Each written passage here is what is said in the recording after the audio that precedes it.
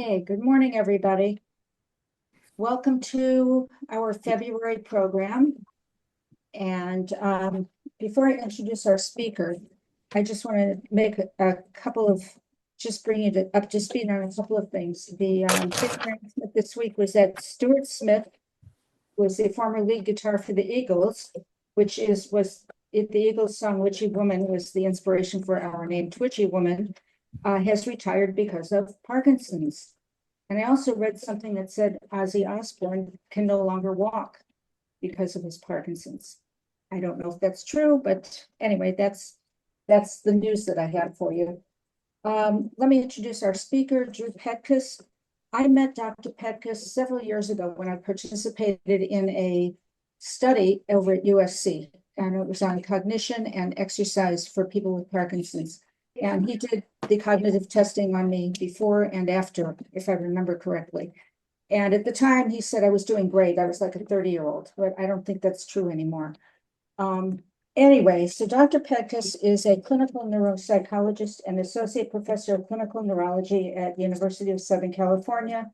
His doctoral training focused on assessing and treating anxiety and mood disorders in older adults who are experiencing cognitive declines. His research interests include identifying potentially modifiable risk factors associated with cognitive decline, emotional distress, and accelerated brain aging in older adults with neurodegenerative disease, like many of us.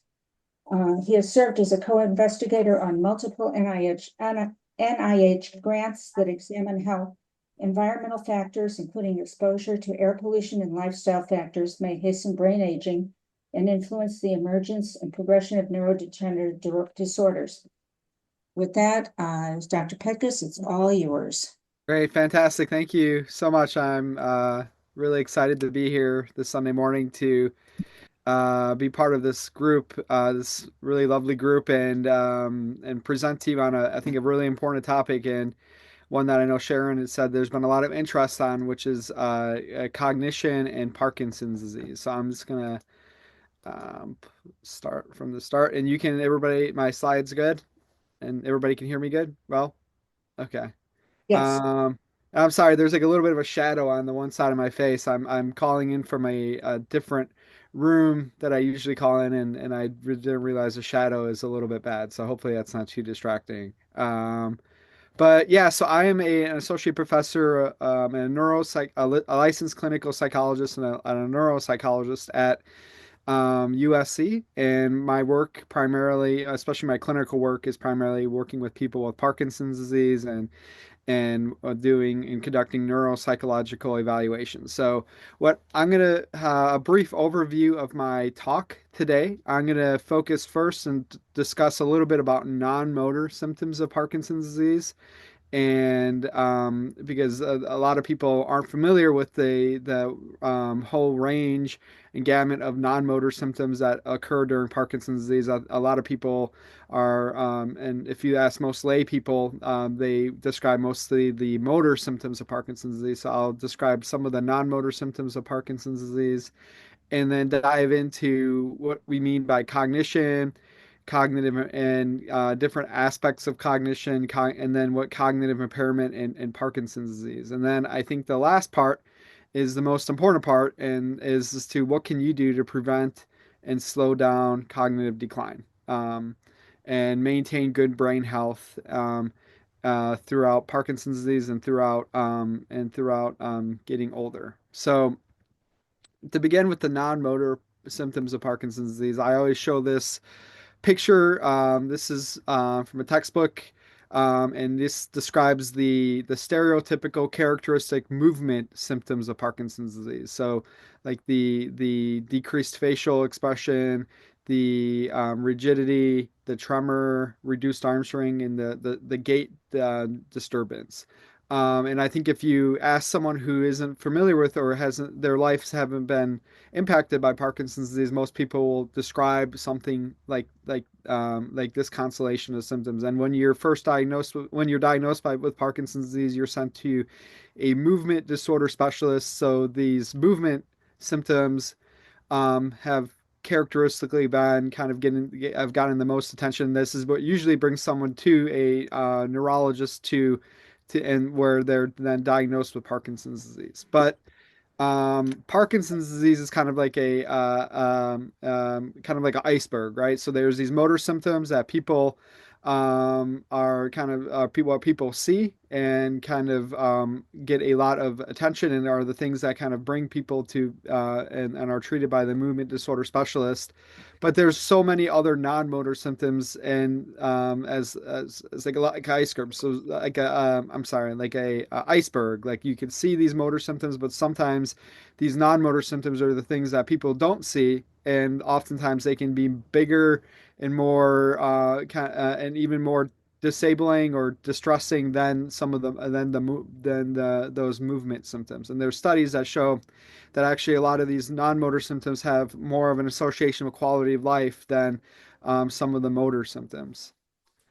And so this is just a brief list of some of the movement problems that people sometimes experience. So some common non-motor symptoms that are common in Parkinson's disease include these cognitive declines, which will be the focus of the talk today, but like mood changes, like anxiety, depression, apathy, constipation, bowel bladder problems, changes in sensory things like sense of change, loss of sense of smell and taste or vision, disruption to sleep, difficulty swallowing, nausea, pain. All these different types of non-motor symptoms are common in Parkinson's disease. Um, and um, as I'm sure you know, there's Parkinson's disease is a very complex and what we call heterogeneous condition in that two individuals with Parkinson's disease might who have Parkinson's disease might be sitting next to each other and have completely different constellation of symptoms, be on completely different medications. And so I use the analogy of like Parkinson's disease is like a fingerprint or like a grain of sand, and that there's no two people with Parkinson's disease that are identical. Like some, as I'm sure, like if you've talked to other people who have Parkinson's disease, some medications might have been really helpful with managing some of the movement and other symptoms. But then those same medications might have had no effect or very little effect with you. So it's a very complex syndrome in terms of the symptoms that people experience, but also in like the progression. So some people experience changes in one aspect very quickly, and while others might not experience any of these non-motor symptoms. So which I hear from patients all the time can be very frustrating because you wanting to know like the prognosis and what to expect, but given that there's so much heterogeneity and variability in how people the symptoms that people experience and how they progress over time, it can be hard to kind of give like a very strong prognosis. But to focus on to kind of so that's kind of a broad overview of non-motor symptoms in Parkinson's, and now I want to focus the most of my talk on cognition and cognitive impairment in Parkinson's disease. Um, so when we talk about cognition, I think most of the time um, people think about memory, right? So when we think about cognition, I think the first thing that people always think about, or commonly think about, is your memory. But cognition is a lot more than just memory. There's a lot of different domains or types of thinking abilities that don't involve memory. So here's just a list of some of the common when in as a neuropsychologist, these are the different types of thinking abilities that I'm looking for and are and really important in the assessments that I do and when I'm working with people.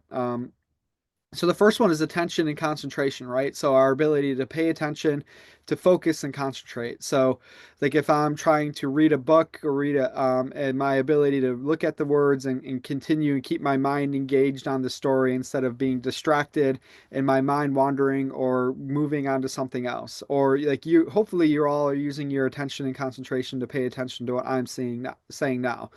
And this is a really important type of thinking ability because if we're having difficulty paying attention, then we're going to have trouble with all these other types of abilities. So, like if we have trouble paying attention, then we're going to have trouble with learning anything new. Like if the kid in class who's having trouble focusing on the teacher, if they can't focus on the teacher, they're never going to they're going to have so much trouble remembering and learning what the teacher is trying to say. So that attention concentration, our processing speed and reaction time. So if someone asks you for example, someone asks you a question, how quickly are you able to process, is your mind able to process what that person was just asking you and then come up with a solution, and then your reaction time in producing an answer. And unfortunately, as we'll talk about, processing speed is one of those types of thinking abilities that is commonly impacted in Parkinson's disease. Our visual, perceptual, spatial skills is also another example of a type of thinking ability. So this is our ability to look at an object or look at a map or a diagram and say, okay, I'm looking at this map and I'm making sense of what this map and diagram is trying to tell me. We use our visual, perceptual, spatial skills. Like if I'm parking my car at the grocery store, moving into the parking spot to make sure that I'm not going to hit the car next to me, and then navigating, and then I'm using this when I'm navigating from my car to the store, and then remembering kind of where my car is parked and navigating back. Our language ability is another type of thinking ability, and this encompasses a couple of different things. So our ability to express ourselves. So how quickly are we able to come up with words when we want to use words? How quickly how well are we able to come up with the name of different objects? So if I'm trying to come up with a name for something, how quickly am I able to kind of go into that language bank in my brain and pull out what that word is? But then there's also comprehension. So when someone's talking to you, how well are we able to comprehend what that person is saying? So kind of interpreting and translating what language coming in, as well as expressing ourselves and using language to express ourselves. Learning in memory.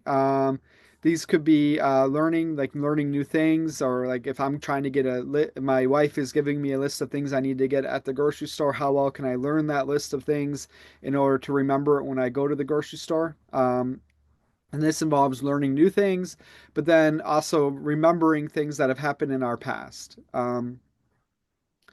And then executive function, which is one I'm going to spend a lot of time on, and this is one that a lot of people aren't familiar with this term. It's a little bit of a jargony term. Executive function means kind of more complex type of thinking ability. So like our ability to problem solve, to multitask, to filter out things that we don't that are important for us not to pay attention to.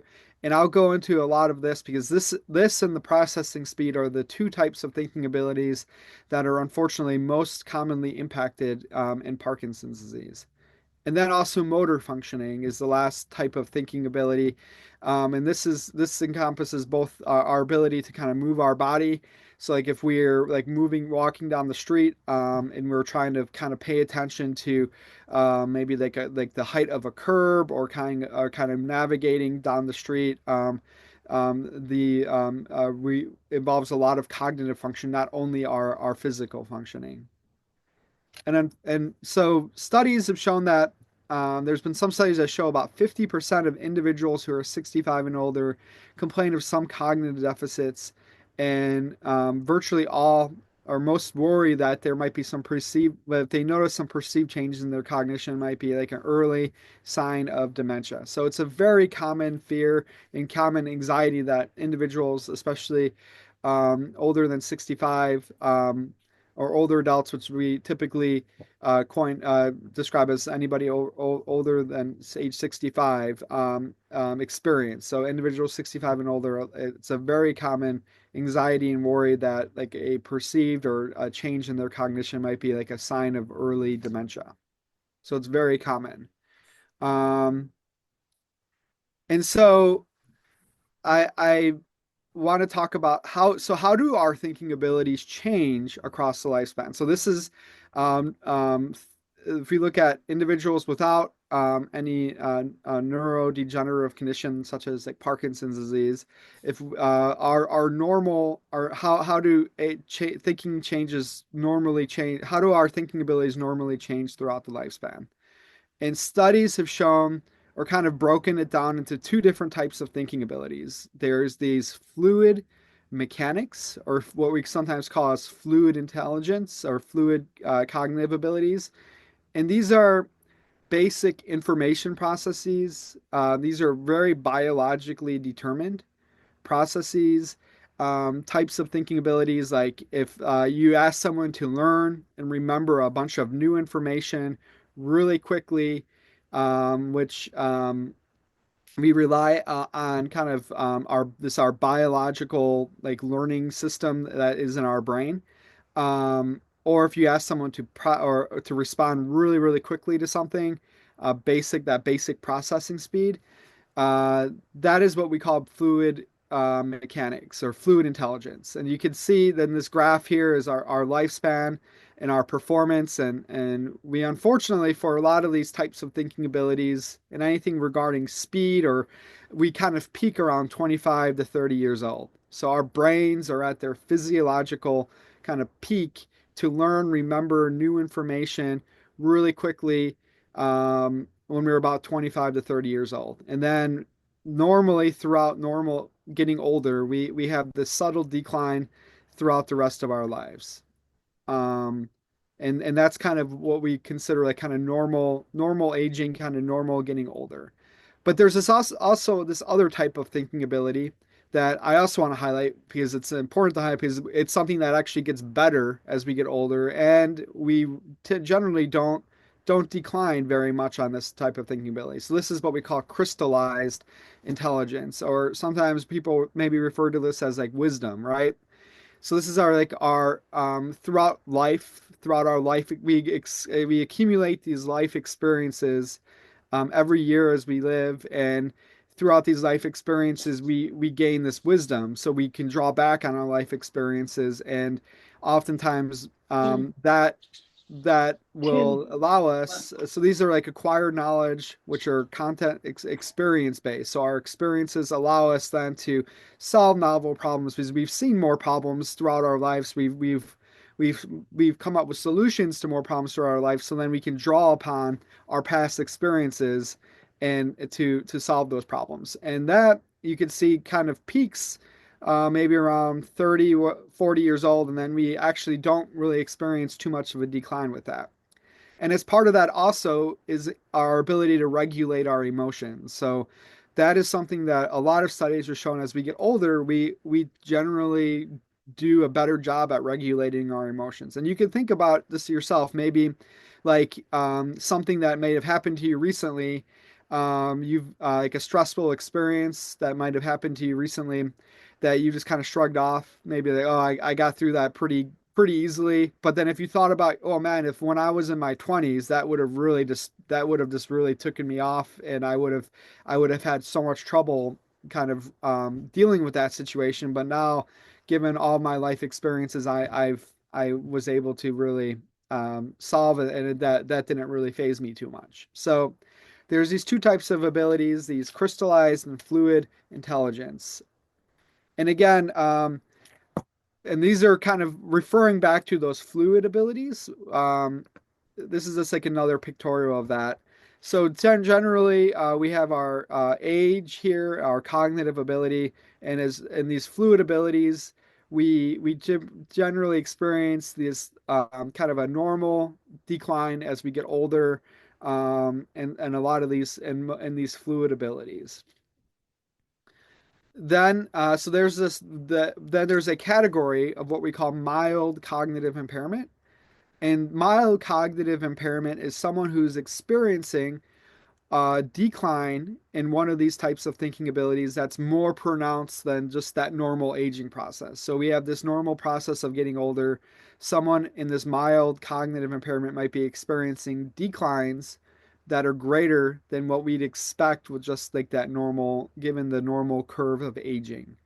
And so someone with this mild cognitive impairment is experiencing some changes that are more pronounced, but someone in this mild cognitive impairment category it doesn't interfere with your ability to take care of yourself. So someone in this mild cognitive impairment ability category is able to take care of like their basic day-to-day of things like paying your bills, managing your medications.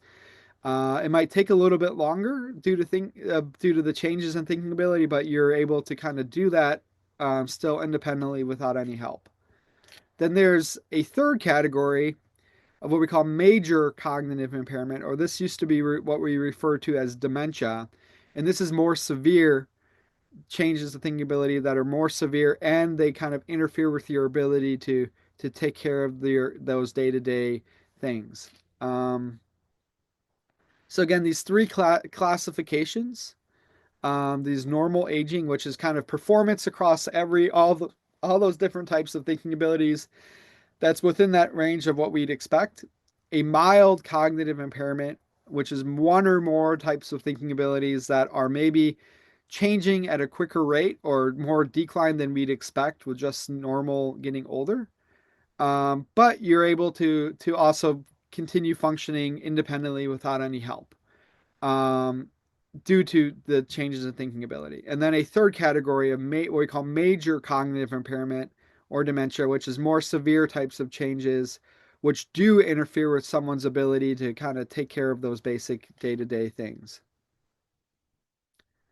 And so when we talk about major cognitive impairment or dementia, um, dementia is kind of an umbrella term. So I think most of the time when people hear that word dementia, they think of Alzheimer's disease because that is the most common cause, the most common reason why someone might develop dementia. But dementia is kind of a syndrome, what we call a syndrome, or a constellation of those changes of thinking ability that interfere with your functioning. And Alzheimer's disease is the most common cause or reason someone could develop those changes. But there's a lot of different, it's an umbrella term. So there's a number of different reasons why someone could develop dementia. And so Alzheimer's disease is the most common. I think vascular disease, so like someone who's experiencing a lot of strokes or really bad changes to their vasculature in their brain, like cerebral vascular disease, are at higher risk for dementia. But then Parkinson's disease is probably the third most common cause of dementia. So dementia is kind of this umbrella term, and there could be a number of different reasons or reasons why someone develops dementia. And the type of dementia and presentation really differs between these different types of things. So someone with Alzheimer's disease, their type of cognitive changes look very different than someone who has Parkinson's disease. So someone with Alzheimer's disease would have more problems with like this memory. So I don't know if you know anybody who's suffered from Alzheimer's disease. They might kind of what we experience something what we call rapid forgetting. So like you'll maybe tell a story and that you'll say something and then maybe 10 minutes later that person will have no or little recollection of what you were describing. And people with Parkinson's disease generally have a little bit of a different type of their executive function and their processing speed tends to be more impacted, whereas in Alzheimer's disease, it's kind of more of a memory problem. Um, and so why is it that people with Parkinson's disease are more prone to are at higher risk for changes to thinking ability? And one of the reasons why is it has to do with dopamine. So as we know, Parkinson's disease, one of the things happens during Parkinson's disease is we lose those neurons in our brain that produce dopamine. But dopamine isn't important not only for movement, as we know, but it's important for a lot of different types of thinking ability, types of abilities too. So dopamine is really important for our motivation. So it helps us, like if we know, okay, we need to do X, Y, and Z today, it helps, we rely on our dopamine to kind of give us, that's one of those chemicals in our brain that really gets us to get going in motivation, which is why we might see people with Parkinson's disease oftentimes might have problems with kind of that what some we call apathy or kind of getting going or initiating an activity, is that dopamine is really important for that. And it's also important for managing our emotions, but it's also important for things like focusing and these executive functioning. And if we look at the circuit of our brain circuits, we know that during Parkinson's disease, this basal ganglia, which is our movement center of our brain, which is experiences that neurodegeneration that occurs throughout Parkinson's disease. But that basal ganglia is not only important for movement, but it's got a direct connection to this prefrontal cortex of our brain, which is a very important for that executive function. So when we talk about executive function, this part of our brain, our prefrontal cortex, which is the part of our brain that is really important for executive function, is directly connected to this basal ganglia. So anything that is impacted by the basal ganglia will also impact this frontal part of our brain, which is why we see the changes that occur, the types of thinking abilities that we observe or that are common in Parkinson's disease. And this, for example, like in Alzheimer's disease, involves this temporal lobe of the brain right here, which is largely not impacted in Parkinson's disease. So, which is why again we see these different types of patterns and the types of thinking abilities that someone with Parkinson's disease typically struggles with or might experience changes with are largely different than what we see with Alzheimer's disease. And then there's also this connection to this motor and sensory um, uh, connection between our basal ganglia and this other part of our brain that's involved with some the sensory abilities.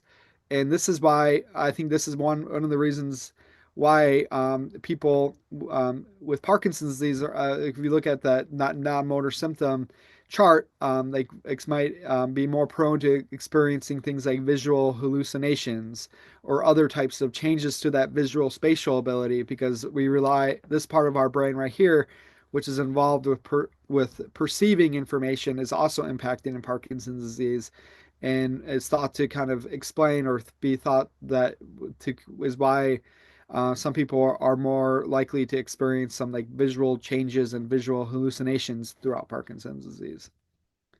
So now to get to that executive function, and what is executive function? Because this is again the most commonly impacted type of thinking ability. Um, that is the type of thinking ability that's most commonly impacted in Parkinson's disease. So and again, it's a jargony term. It's kind of it encompasses a lot of different types of specific things. So I always describe it as like um, our more complex type of thinking ability. So one of the things executive function is responsible for is assessing information that's stored in our long-term memory. Or so if I need to remember something, if I'm remembering something, we need to do three different things. The first thing is I need to pay attention.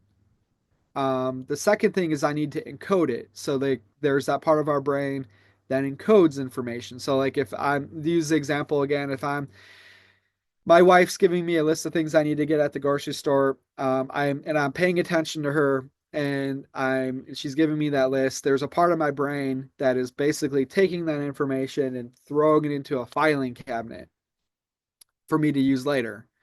What executive function is responsible for is the last part of memory, and that's retrieving it. So now I'm at the grocery store. I need to get bananas, and I'm walking down the produce aisle.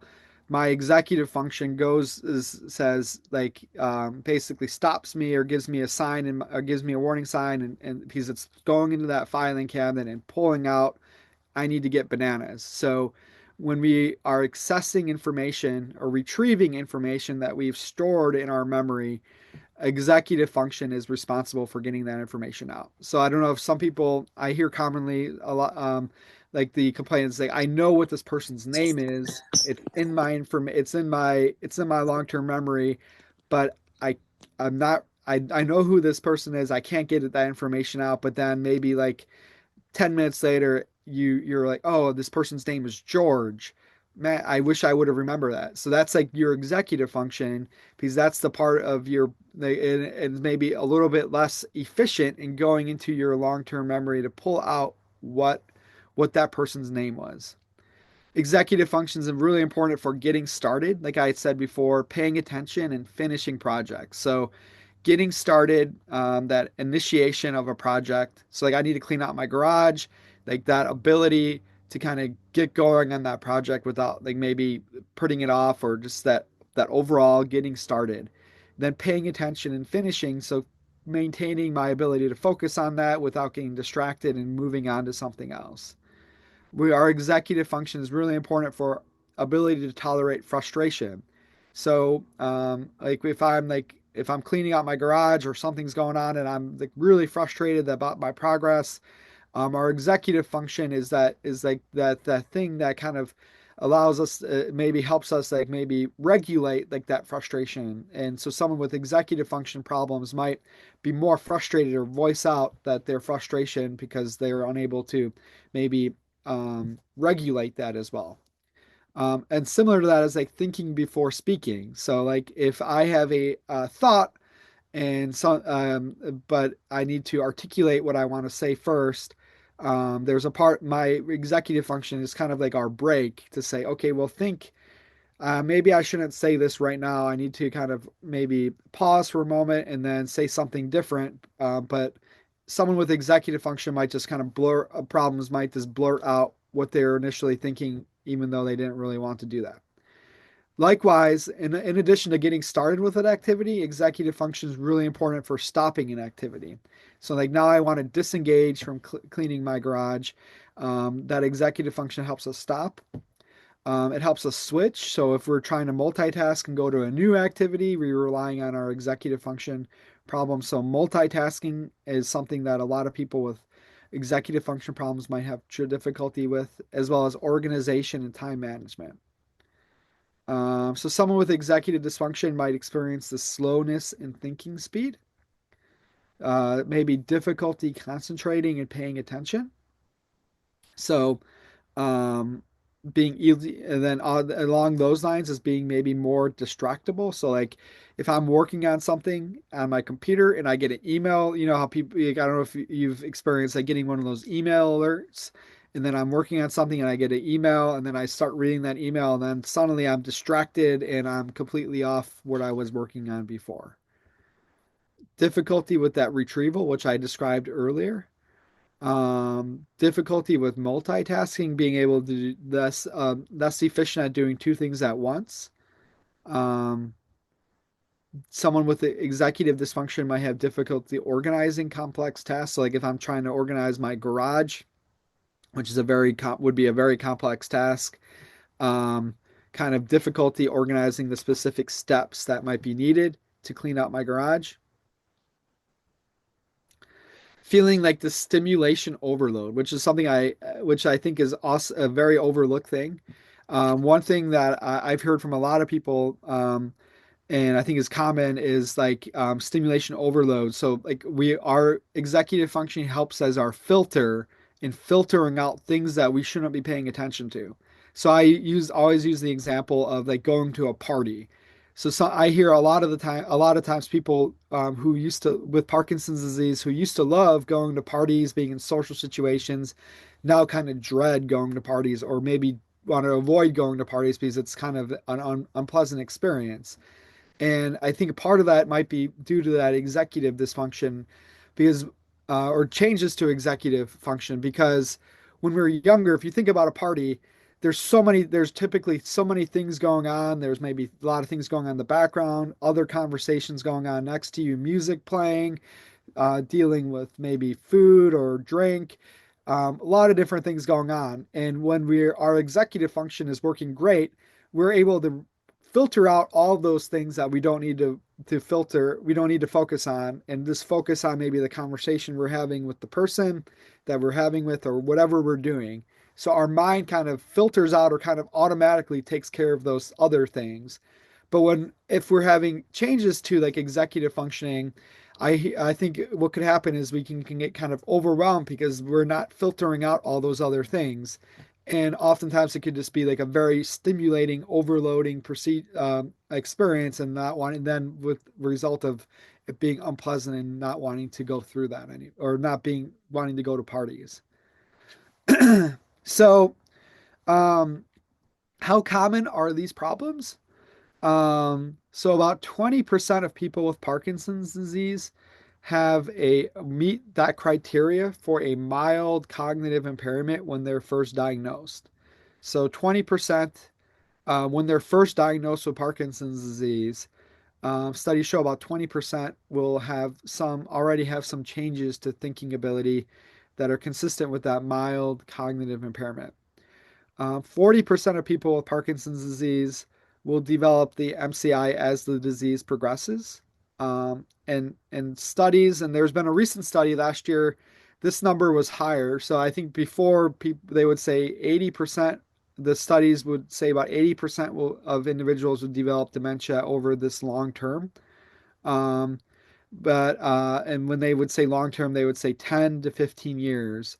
But there's been a recent study using this very large data set called the PPMI cohort, and they suggest that the outlook there's a little more heterogeneity in that over 20 years they over the long term again about the it's quite the rates are pretty high that about 74% will develop some significant changes over that long term of the disorder.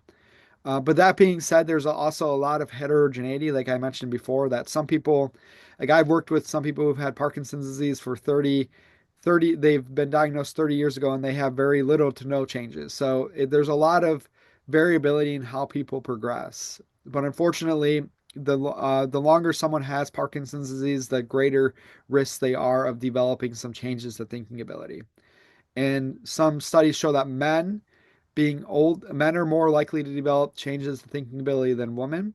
Uh, Being diagnosed at an older age is associated with a greater likelihood of developing changes of thinking ability, and then changes and the longer you have Parkinson's disease and the more severe it is, are also associated with a greater risk of developing these changes. Um, and I know Sharon had wanted me to include a slide about when should I be concerned and what should I do. So we all make mistakes from time to time.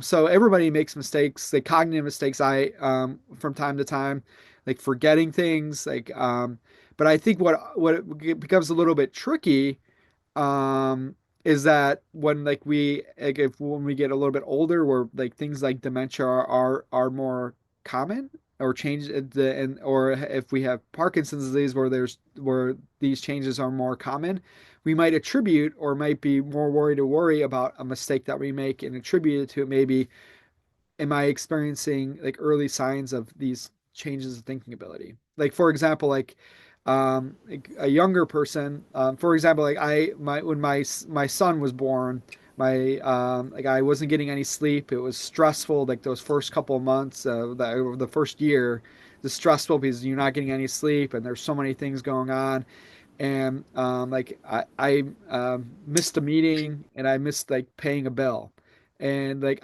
but since like the context, like I didn't have that worry. Like, am I developing dementia? I kind of attribute it to I'm just really stressed out right now, and like I have a lot going on, and there's so much, and I made these mistakes. But when we get older, we might be more likely we might be under a lot of stress because a lot of those things like stresses and day-to-day distractions and things that are still there when we get older, but it becomes tricky because we might have those things that which is what is causing that mistake, but we might attribute it to or worry about, or am I developing changes of thinking ability?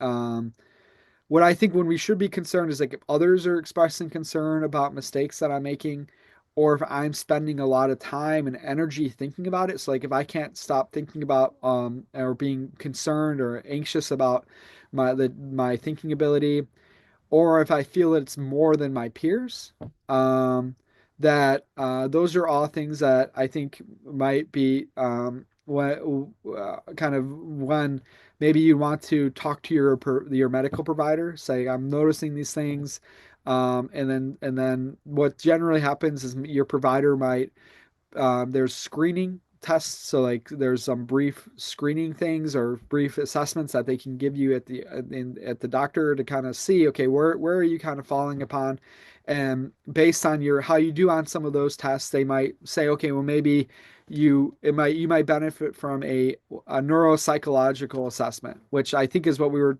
what I'm sorry, I'm blanking on her. Meredith, I believe, who was saying at the very beginning is what she mentioned one of those, and so this is kind of our best way of getting, and this is what I do in my clinical practice at USC, is neuropsychological assessments, kind of our best way of measuring how your brain is working. It provides like an objective measurement of all these different types of thinking abilities, so like your memory, your speed, language, all these different types of thinking abilities. It's kind of a long appointment.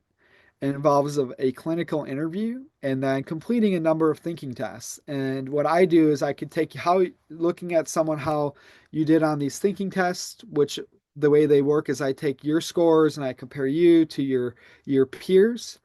It can give an idea of kind of how you're doing, like this objective measurement, and it could be helpful, like especially if you're feeling really anxious about how you're doing. Sometimes this kind of knowing where you're at can be can be sometimes could be helpful because sometimes the unknown is more scary than the known, right? So and then the last part is providing feedback and recommendations. And that is the last kind of a good way to segue because a lot of these recommendations and are things that we know are correlated with good thinking ability. And I just want to make sure. So we have perfect. I'll this take about 10 minutes and then we'll have about 10 minutes for questions. Um, so 40% of someone's dementia risk may be modifiable. So and these are studies largely with people who are at risk for Alzheimer's disease and other types of dementia, but these types of things are also applicable to Parkinson's disease. So that's why I'm including them here. Because all of these risk factors here are things that have also been implicated with good cognitive health in Parkinson's disease. But there's been a number of studies that actually that's 45% is now potential. It was 40% before. Now 45% of our dementia risk might be modifiable, and there's things that we could do in later life, things that are middle life, but also important for in applicable to later life, and then in early life. So I'll spend just a moment on early life factors. So 5% of our dementia risk is thought to be associated with early life factors, specifically education. So we know that people who getting more education is one of those things that people who have more formal education tend to be at lower risk for developing changes of thinking ability. Um, but then to focus on those midlife things, there's a number of these midlife things which are all, again also applicable to later life. So I'm not saying that these aren't also important for when we get older, but midlife factors that we know are associated with someone's risk of dementia include hearing loss. So experiencing hearing loss, and so the importance of getting like hearing aids and getting hearing checked, that people who are experiencing changes to hearing ability tend to be at higher risk for developing cognitive changes.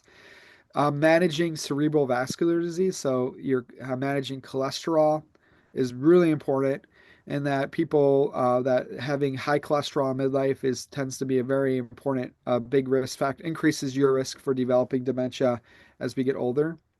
And managing our mood, so depression is another one of those factors that getting like if you're feeling depressed or having a history of depression, getting those getting that treated or managed. That there's some thought that that overall state of depression might have is associated with this chronic stress, which might be bad for our brain health over time. Likewise, traumatic brain injury. Individuals who experience a fall or may have had a concussion tend to be at higher risk for changes of thinking ability. So, making sure that you prevent situations where you might get into a concussion or hit your head is important. The big one is physical inactivity. So, this is something that's really important associated with Parkinson's disease progression generally, but also thinking ability. So the proverbial couch potato, or someone who doesn't get that much physical activity, might be at higher risk for developing changes to thinking ability. And then Sure. managing other conditions that impact the your vascular health, which such as like diabetes, is also important. But then also uh, avoid smoking in midlife tends to be associated with higher risk of dementia. So avoiding cigarettes and tobacco use. Hypertension, so high blood pressure is a big one that kind of goes along the lines with cholesterol, as well as obesity and alcohol tend to be another other risk factors that, especially in midlife, that tend to be correlated and increase someone's risk of dementia. Later life factors are being socially isolated. So individuals who report being socially kind of disconnected or from others, or not wanting to engage in social activities, that tends to be something that increases your risk for developing dementia. Um, a recent thing that's been added to this list and it's been involved in, I've been involved in a lot of research studies looking at this more, is that the late life exposure to air pollution, which I think is also a timely thing given all the fires and poor air quality for those of us calling in from Los Angeles. We know that there's a link between long-term exposure to air pollution that might increase someone's risk for developing dementia, as well as visual changes is another one. Other things that aren't on this list that are important are sleep. So this slide is this diagram is nice, courtesy of the Sleep Foundation, showing that like short-term effects of sleep can impact your. There's sleep deprivation can impact your thinking ability in the short term through difficulty concentration, change in your mood, and just being overall tired. But long-term sleep deprivation could also have a negative impact overall on your brain health and also be impacted with cognitive decline. So managing your sleep is really important, as well as managing stress. Again,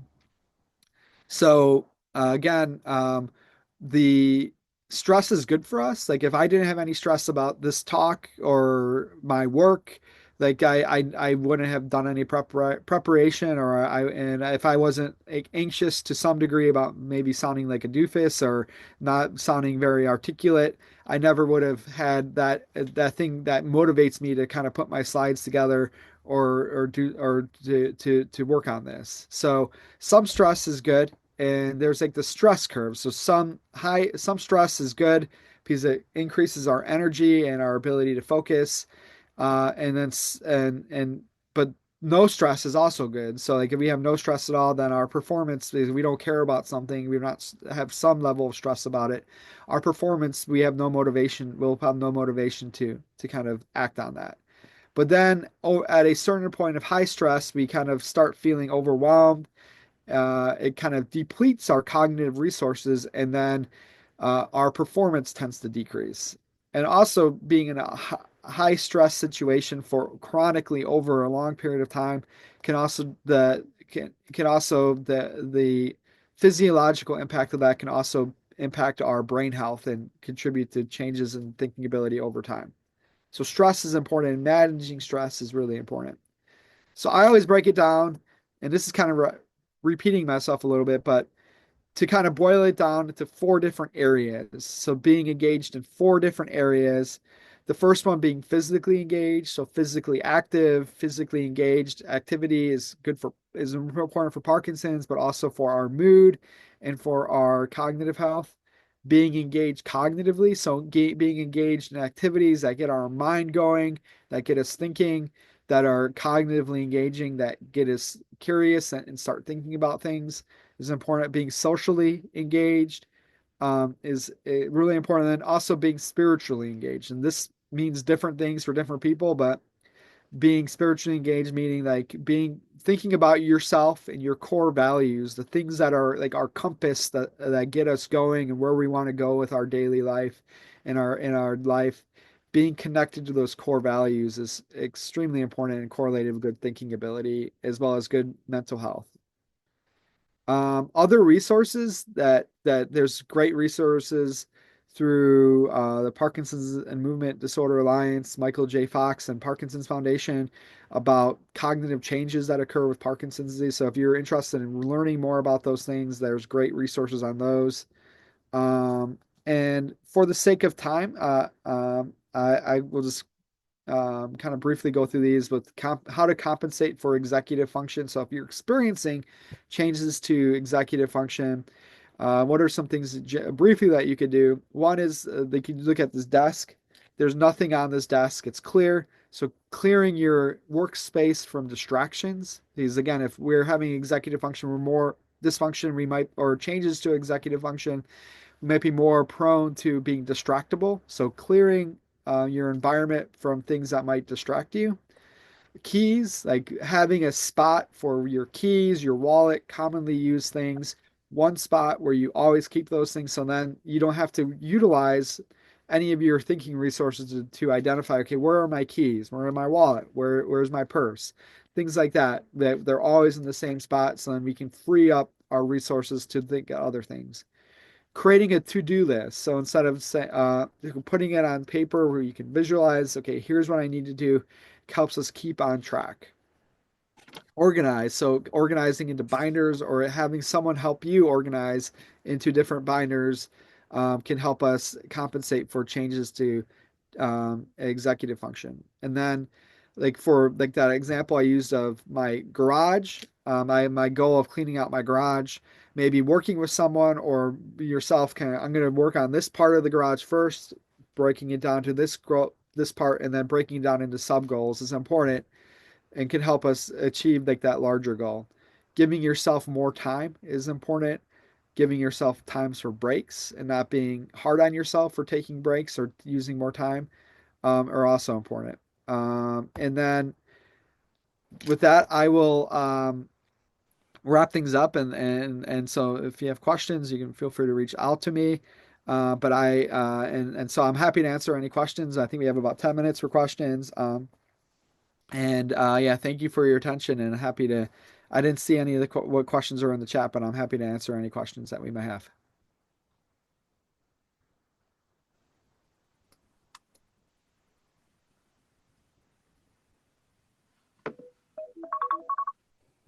Okay.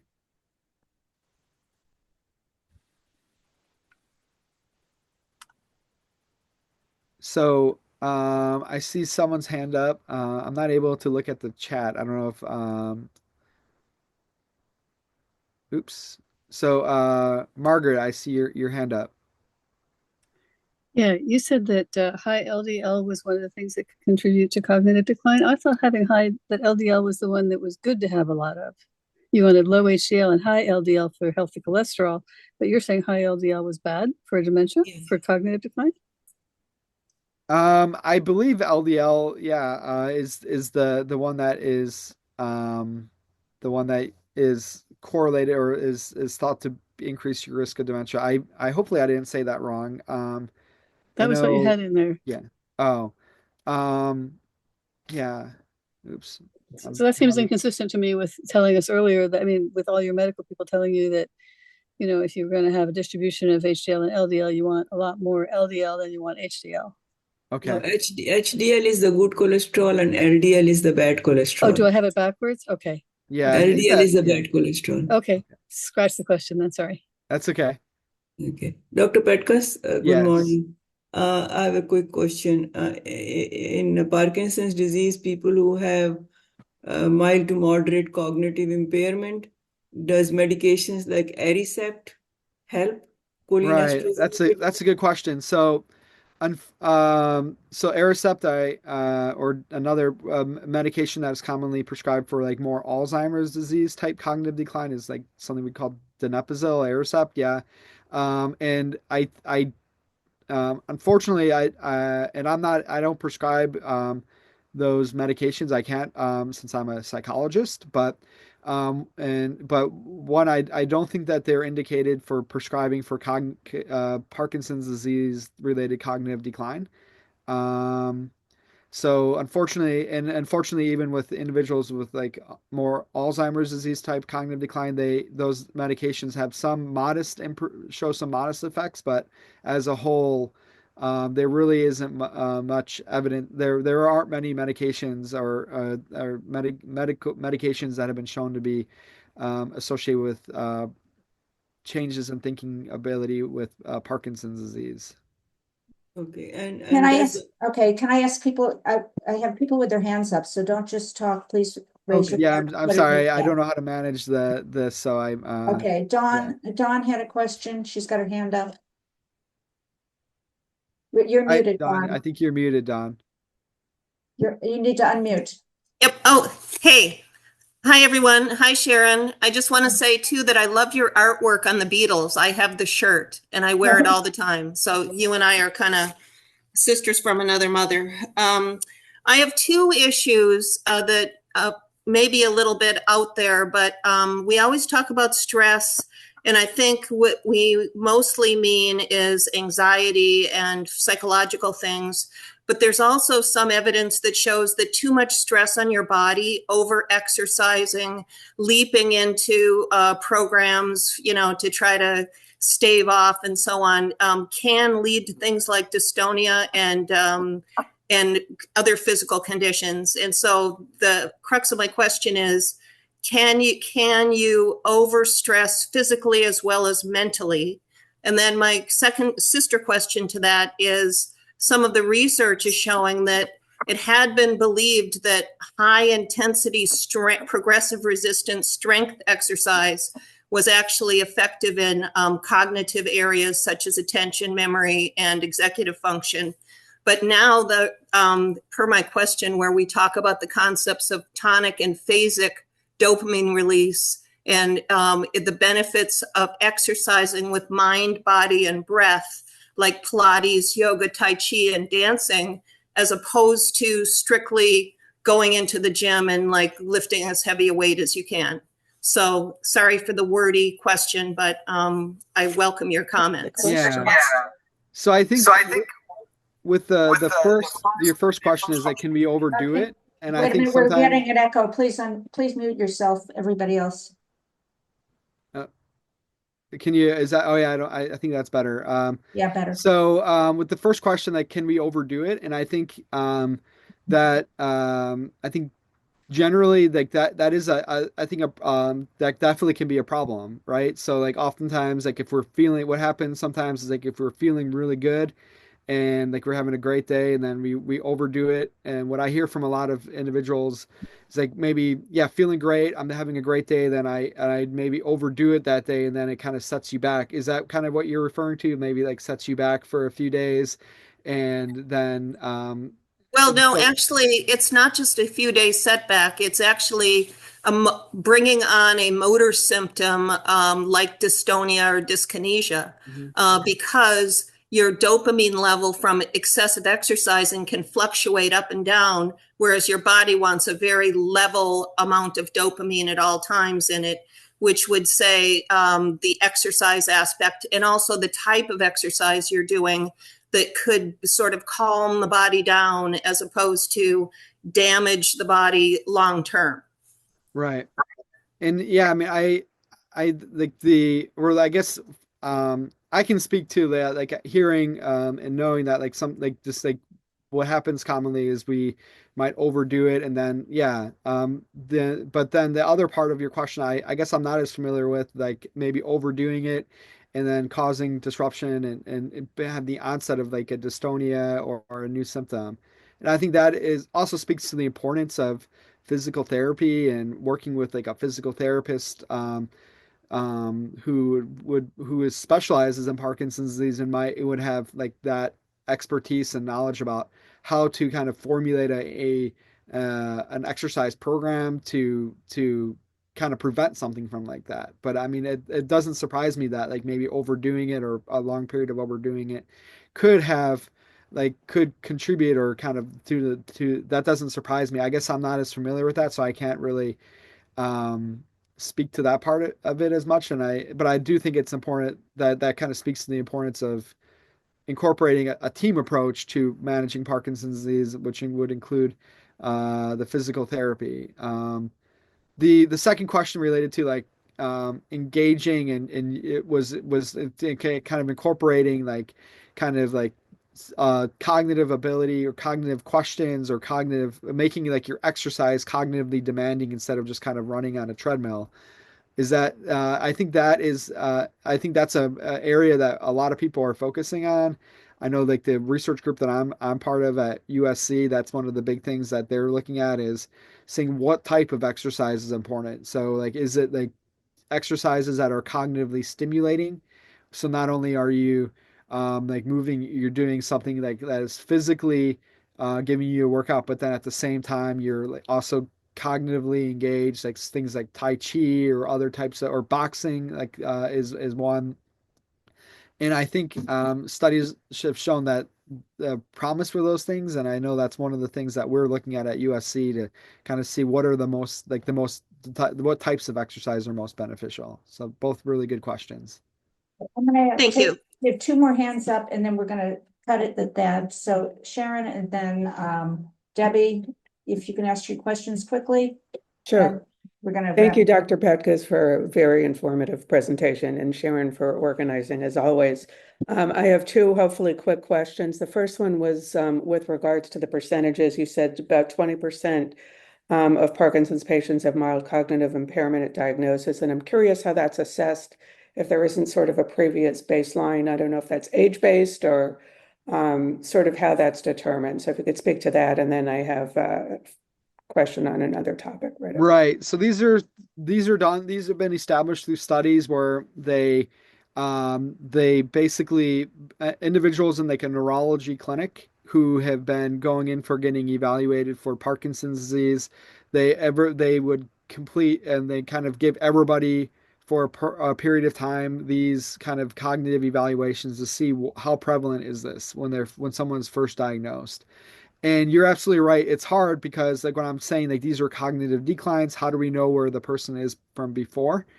And so these tests that are given to kind of determine that are given they're all standardized tests. So the way they work is basically especially if the person has never completed it before, you could take someone's score. So like a person who's maybe like in 60 years old, we can compare that person to what healthy what the range of scores for most 60-year-olds, and sometimes they're also corrected for education or that we can say where do most 60-year-olds fall into this on this test. And generally, we'll say if someone is below expectations, they're below maybe like it's usually about the fifth to eighth percentile. So they're scoring a better only about 5 to 8% of individuals. They're that person, and then so that's what we consider maybe like a score that is lower than we'd expect or performing worse than we'd expect.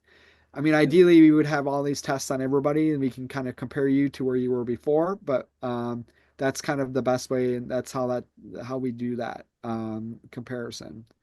Yeah, and so I think we said we have time for one more question. Yeah, one more. Debbie, go ahead and ask your question. Sharon, we'll talk later. Okay, I just wanted to ask about the cognitive testing. Mm-hmm. I've had cognitive testing. I'm also in my 23rd year with Parkinson's, and I'm 68. My speech therapist is going to do a cognitive test next week or in 2 weeks. I seem to want this information. Now, my husband doesn't know why I would want that information. Mm-hmm. And it just, what are you supposed to do? Are you supposed to pursue that? And what is the point of knowing if you have cognitive? I don't know. It's It's a Right. frustrating thing. So kind of feeling like I don't know if I want this information or I want it, and they say yeah, you're fine, you're yeah. fine. Well, I think Well, I'm one not of fine. the yeah. I guess one of the things is like I said before, sometimes kind of knowing where you're at can just be a relief too. Like instead of like sometimes that uncertainty, not knowing how I'm doing or can be a source of anxiety for some people. For a lot of people, like just kind of wanting to know is kind of sometimes better than kind of not And knowing. people's expectations for Yeah. me. And then also that I think it can these tests can be very helpful because it identifies your strengths and weaknesses. Like, so like if you Mhm. are experiencing maybe changes in a certain area, there could be really important things to do to that you could do to kind of maybe compensate. So like some of those examples of like compensatory things, so things that you could do to compensate for maybe a memory or executive changes that are less efficient than before. It's kind of like using a cane, right? Like so, like if we're are physically having some trouble and we need to use a cane to help provide that stability to when we were walking. It's kind of like it's kind of analogous to like making changes to our environment to help us compensate for maybe other types of thinking abilities that aren't as effective. And I think another important part of that evaluation that occurs, or at least when you meet with a neuropsychologist, is that it's a long appointment. We get a lot of information and there's a lot of Mhm. recommendations. So like we can identify, okay, well maybe you should maybe do X, Y, or Z, or these are some recommendations of things that we can do to kind of help you kind of set you up for success and compensate for maybe some changes. Or maybe you have a really big strength in like visual ability, so maybe focusing and making changes to kind of play off of that strength would help you. So I think there's a lot of things that could be that are very helpful from getting these evaluations, even though I know that it is a stressful evaluation. Kind of just thinking about meeting with somebody for like my case, like 3 or 4 hours and completing these tests can be kind of a stressful thing. So um, yeah, so hopefully but yeah, I think it also depends on like what you're yeah kind of what you're hoping for. Yeah. Okay. Good. Thank you, thank you, thank you. This was amazing. So much information. Can I ask you to stop sharing your screen and we'll put mine Oh, up? sure. I'm sorry. And I'm Um, sorry I wasn't able to get to all of the questions. okay, if you have more questions, put them in the chat and I will forward them to Drew. How's that? Yeah, I'm Okay, happy to. Yeah, I'll I happy don't want to. you inundated with emails, so yeah. Okay. Okay, let's put our slides back up. So I've been sending out a survey for people who were diagnosed more than 10 years. If you've been diagnosed more than 10 years, please get in touch with me because I need about 15 more people to answer this survey. We want to see what you are doing, what you think is working for you. And I'd love to get your input. The next slide. So our next Sunday morning will be March 23rd. So we've got a break here. Starting the conversation, sexuality and Parkinson's disease with Rebecca Gilbert from the ADPA, American Parkinson's Disease Association. And this is for women only. So sorry, guys, you will not be allowed in. And it's up to you to figure out what the feather is there for. Okay, next slide. We have 2 discussion groups. We have our Tuesday morning group, which has been going strong. They meet every week. And we have our Parkies Without Partners, is women who are living alone. And if you are interested, please email Ellie at edstein@usc.edu and let her know that you're interested. I believe we're going to start doing it regularly the first Sunday of the month. We've been kind of irregular, so the attendance has not been great the last few months. And next slide. I think that's it.